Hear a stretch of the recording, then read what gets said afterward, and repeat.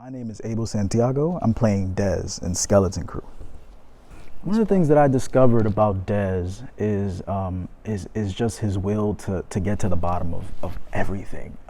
Whether that'll be rumors, whether that'll be his own personal hustle, or just his own motivation. I think his drive is one of the things that comes out to me at first, and it's one of the things that I can relate with in terms of him.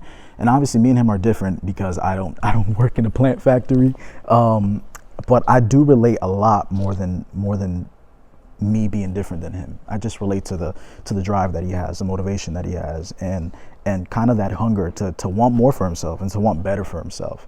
The play is definitely relatable today, especially in the economy that we're in now.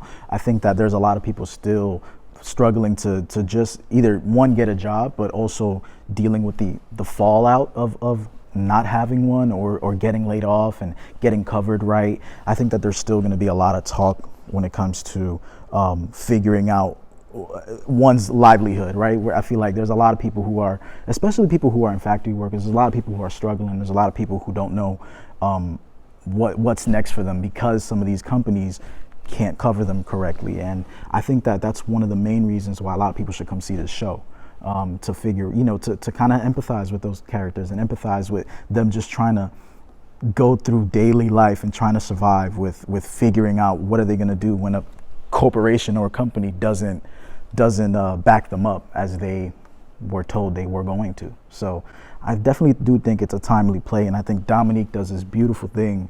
She's probably my favorite living playwright, but she does this beautiful thing in where she kind of, her language is kind of poetry, and she makes you really listen to these characters and really like you feel like you're in the break room with them, you feel like you're having coffee with them, but you also feel what it is when they are not covered right, and when they're also struggling, and when they're worrying about just living daily. So it's one of the most beautiful plays I've read so far.